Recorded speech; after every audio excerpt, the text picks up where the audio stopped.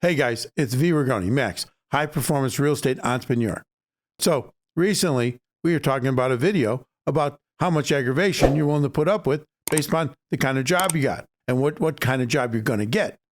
All right, we're going to get into that more because I definitely struck a chord. Like I got some serious hate mail, obviously comments, right? But if you like the video, then make sure that you hit the subscribe button, you hit the like button. Let's just hit all those buttons. Now, we're going to go a little bit deeper into this. I've been thinking about this a little more because, first off, whenever you say something and it's put into a short, you're not getting the full context of it. And so then, therefore, people will comment on the little bit that they see in the short, just as you're seeing parts of a short, now, whether it be on YouTube or TikTok or any of the other ones. So what's interesting here is how many people actually liked it compared to, the people who hated it. Now, because I mentioned the name of a company, if you work there, you're dealing in retail, blah, blah, blah, people they get their shorts in a knot. And so, let's talk a little bit more about that because, when you strike a chord, there's a reason for that. And so now we also got a whole lot of, likes on it at the same time, but we got some significant upset people. And I get that people are upset. When people do what they do, they don't want to be told that the reason they've got that job is because there's a good chance that they haven't learned any other skills. And so, then they get into the types of jobs where you can go into it with the minimum not allowed skills. And hey, just to respond to a couple of these things, yeah, I've worked retail. I worked retail for many years. But when I worked retail, it was like a whole long time ago. And the moment I say when I worked it, I'm going to get some negative comments about that. But in 1979, 1979, I think it was exactly, I worked for Sears. You got paid I think minimum wage back then was like $3 or $4. But because I worked sales and got a commission, my average salary back then, part-time, was over $12 an hour. It was like $12.50 an hour. You compare that to what people are making now. Now I get minimum wages above that now, but it's only recently. But back then, how many years ago was that, right? The Stone Age. And look at how I was killing it back then. So people, first of all, you guys out there that are saying, hey, well, he never worked retail. I worked retail, but I made sure I put myself in a position that I was able to earn a commission on top of getting whatever the salary was. Now, that may or may not be available today. I get it. Times change. But that's just to kind of, tell you that I've been there. I've done it. Hell, I used to work in a mink farm when I was 17, 18 years old. You know how nasty that is? I remember you had to carry in these blocks of fish, frozen fish that were all the parts that nobody wanted. I had so many eyeballs looking at me and these blocks of frozen fish. It was ridiculous. But that's what they'd make the gruel out of to feed the minks. Now, I didn't work there very long, but you don't have to work at a mink farm very long to understand it's a rough job. Now, again, what I'm telling people is the amount of aggravation that you're willing to put up with is directly proportional to the amount of money you're making. And what I mean by aggravation, I'm not talking about the fact that, you're working retail and you get a Karen that walks up to you and gives you a hard time. We're not talking about that kind of, that's just the aggravation that you get because you're working retail. Is that too hard to figure out? That's aggravation. I get it. But we're talking about, what I mean by aggravation is, what it took to get to the position that you're in, number one. I get it that if you drive a truck, you're going to get a certain amount of aggravation in driving a truck. But we're not talking about the fact that, yes, and there's a skill level that comes with driving a truck. I get it. But it's the skill level on a level where you didn't, what did it really take to learn how to drive that truck? Yeah, you had to get your CDL license. I get that. You had to learn how to back it up. You had to learn how to do all the things you need to do, put on the chains when you're in the mountains, all that kind of stuff. No. And is it fun to go do that in the cold when you're in the mountains? No. Is that aggravation? Yes. But it's a different kind of aggravation. It's a different kind of requirement.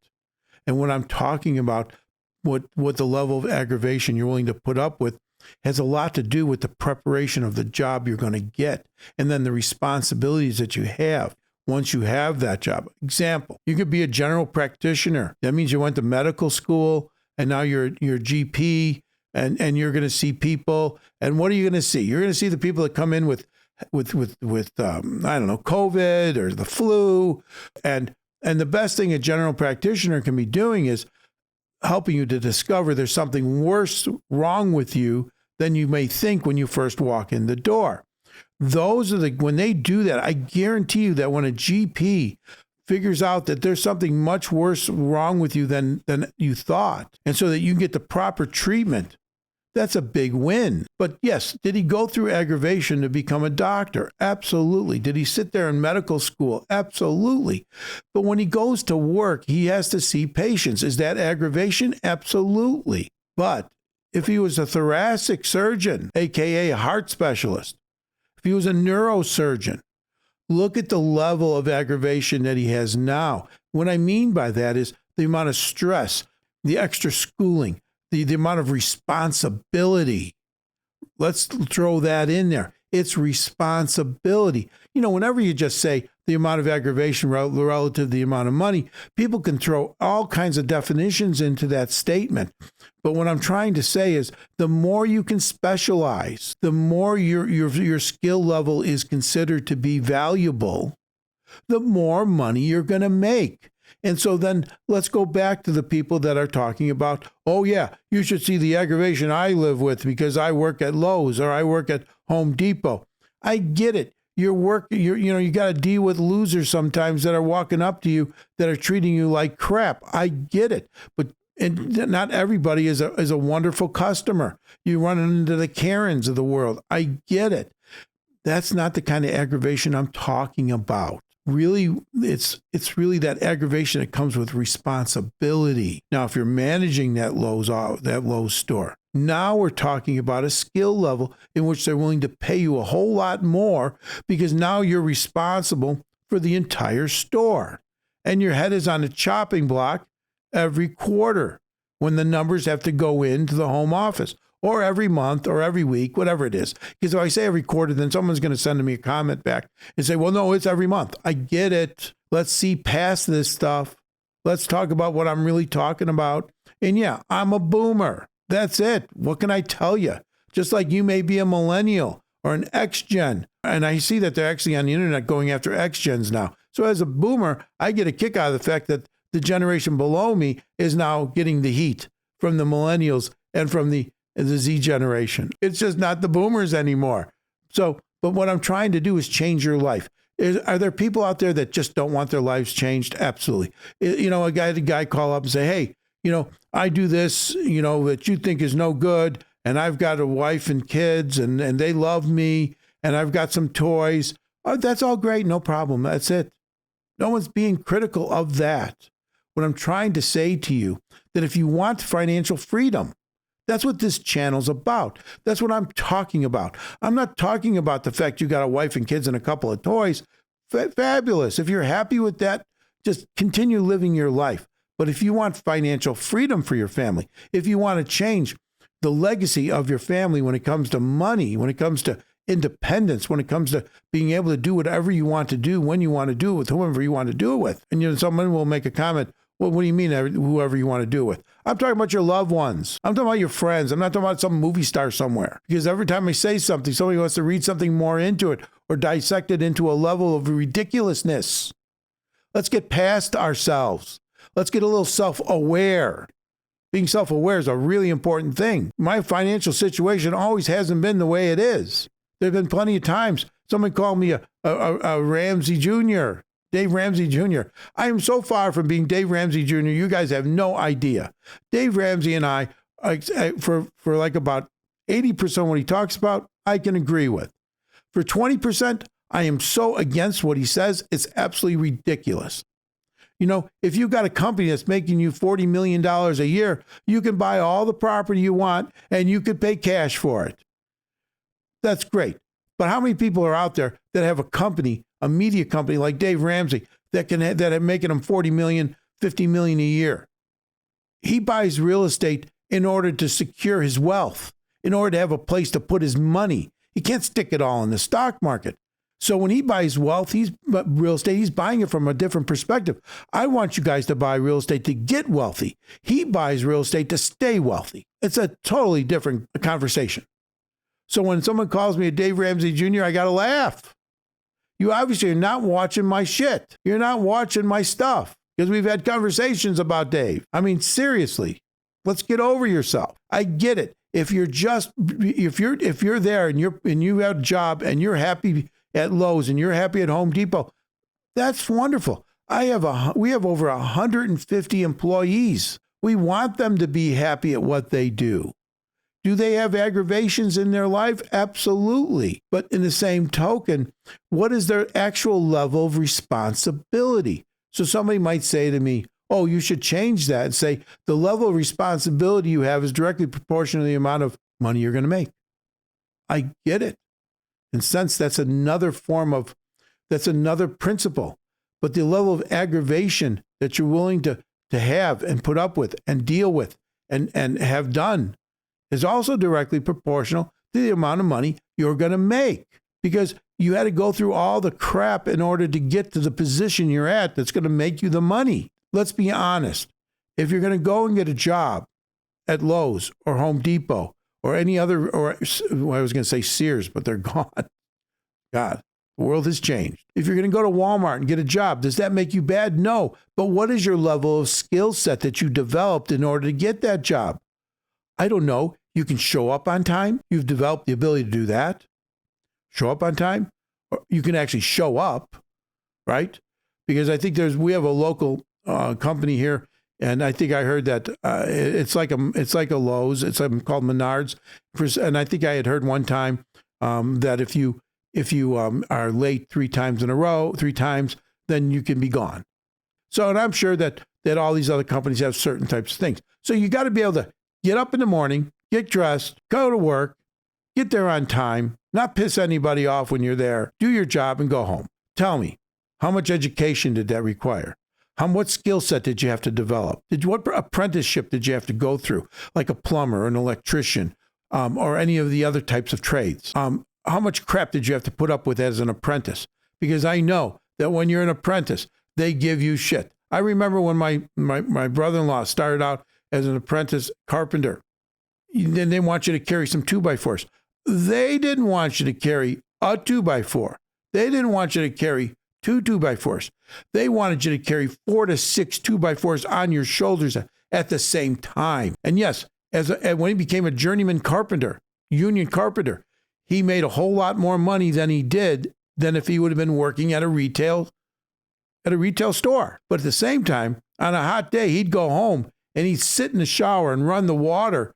He'd sit in that shower for 45 minutes to an hour, sitting in the shower because of what was demanded from him.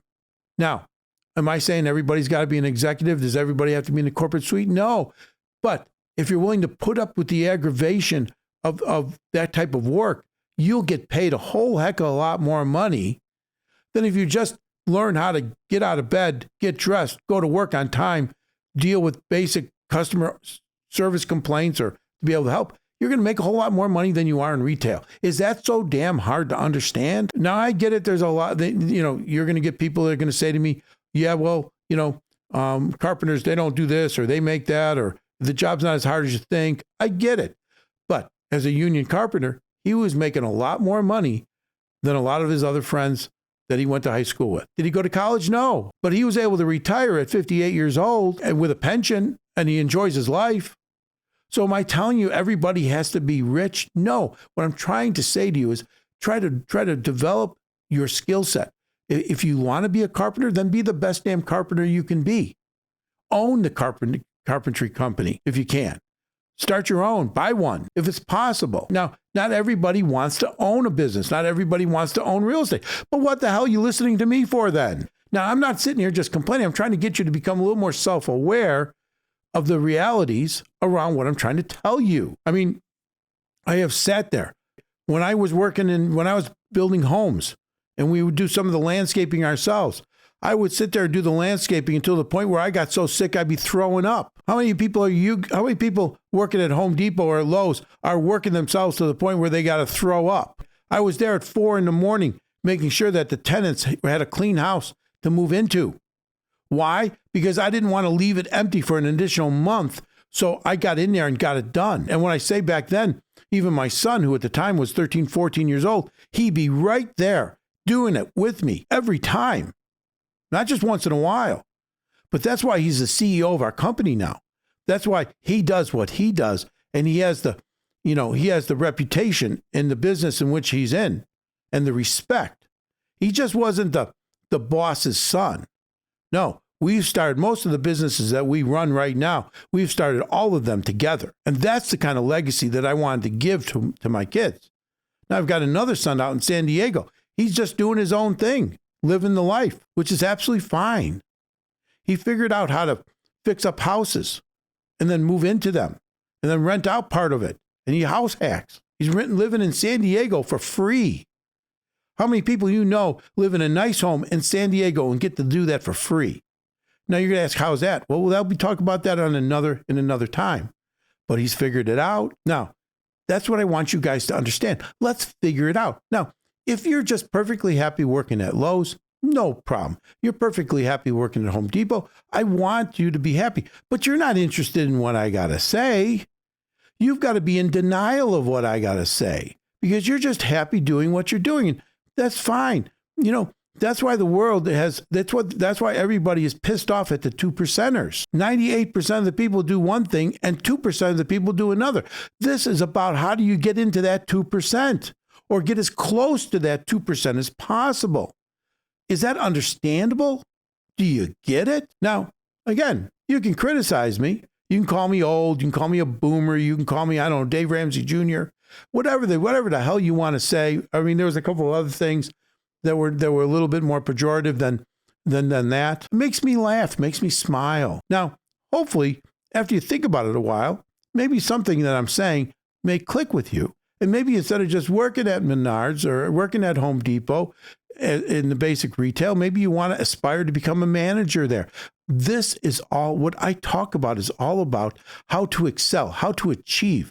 For me, I want to teach you how to buy real estate. I want to teach you how to buy businesses. I want to teach you how to grow to a level where your family looks at you and says, how in the hell did he do it? These are all the same people that will have told you, oh, be careful. Don't do that. Don't listen to him. What does he got to say? Oh, that guru, he's just full of crap. But I was listening to a guru. I was listening to somebody that changed my life. My mentor's Don Pena.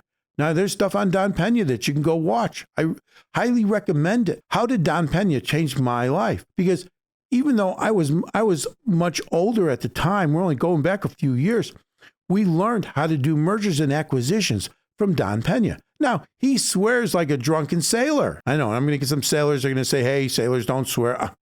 God, save me. Because we live in the world where we offend everybody about something. That's just the way this thing works. But he swears like, I say, if you're going to listen to Don, you got to make sure that if your wife doesn't want to hear or your husband doesn't want to hear swearing, you don't listen to it with your kids in the car. But it was golden for us. We understood. We reached a level of maturity in business that all we had to do was figure out how to grow money. Remember, OPM, other people's money. OPT, other people's time. And that's what we learned from him. Now, have I ever met Don? No. Actually did meet Dave Ramsey one time. It was pretty cool. Nice guy. But I never met Don. I've never gone to one of his programs. But he is my mentor. I've learned everything that I know about mergers and acquisitions from what I learned from him. Now, did I have to spend $30,000, $25,000, $30,000 to go to the castle? He's got this castle in Scotland. You can go there and he abuses the hell out of you while you're there. Blah, blah, blah. He's to tell you he'd do it. I mean, he's proud of the fact that he's put people in the hospital because they got so damn upset they went into convulsions. I'm not like that. That's not my nature. I'm a little bit, but not fully. And I know I'm getting off course. What I'm trying to say to you is is that I didn't understand aggravation. I didn't understand responsibility. I thought if you just had a financial company, that was great. No, that's just one piece of it. What about restaurants? What about apartment buildings? What about golf courses? What about marinas? If you understand business, you can understand any business because it all works. They all work the same way. That's what we understood. Now, for me, it was easier because I had a background all my life in business. So when I'm listening to Don, talking about what he's talking about, I was able to get that information. My son was able to get that information. It clicked. Now, what's interesting about Don, he'll tell you don't even buy the damn real estate, just buy the business. Because when you tie up money into real estate, he felt it was dead money. All right. And there's definitely a way of thinking that way that is absolutely true. But on the other hand, we're real estate people. So whenever we can buy the real estate along with any business, we do it. And that's just the way we operate. Because when you're listening to me, do you have to do everything that I say? No. How does it fit into what you're doing? So let's get past this being offended bullshit and let's start listening to what someone's trying to tell you that hasn't tried to sell you a damn thing since I started this over 2 years ago. So shut the hell up and listen, because too many people are too quick to criticize without listening and understanding and then be self-aware. Now, again, people might say, hey, well, he sounds offended. No, I'm not offended. I really want you just to understand that there is more to life if you're looking for more to life. Now, if you're not looking for more in life, then retail's your place. Stay there. It's a wonderful job. Most retail, you can do it indoors. You can just, no problem. Trucking, yes, be a trucker. There are some people that are vagabonds. They want to drive over the country. I get it. But I also know truckers right now that are freaking dying. You think yellow trucking went out of business because they were making so much money? There's been a 50 to 60% reduction in the rates in which they're willing to pay. So being a trucker, there was a time when that was like being one of the cowboys from the Wild West. It's not anymore. And what do you think is going to happen to trucking? Elon Musk just made a deal with the Chinese where they're going to let him do his autonomous cars in China. I guess China doesn't care whether or not they run over people or not initially. Why? Because they want to steal the technology. Don't kid yourself. But how long do you think it'll be before big rigs in this country go from point A to point B? They may just pull into a depot. They may not even drive on the streets. They just drive the highways. And then a trucker gets in like a pilot that brings in a ship into a port. A trucker gets into that and then drives it the last 5 miles, last 10 miles. So how many trucking jobs do you think there'll be in 10 years? That shit's going away, people. You got to figure it out. So if you're a 30-year-old trucker, you better figure it out because it's going away. Now, I'm telling you, think about how to grow. Think about what's next. Think about how you're going to live in this world in the future. One of the things people always need is a place to live. What they need is someplace to eat. They need food. I love working in Maslow's hierarchy of needs. Get me down at the lower end. Food, shelter. Never can go wrong with that shit. So let's think about it. And if you've never heard about Maslow's hierarchy of needs, Google it. Find out what it means. Very important, guys. I'll talk to you later. Let's get out there. Let's make it happen. And what do I always tell you? Think big, right? Think big. If you're working retail, how can you own retail? Think big. Start now. Don't wait till tomorrow. Start now. And grow fast. V. Rigoni, Max High Performance Real Estate Entrepreneur. Let's get out there. Let's make it happen. Talk to you soon.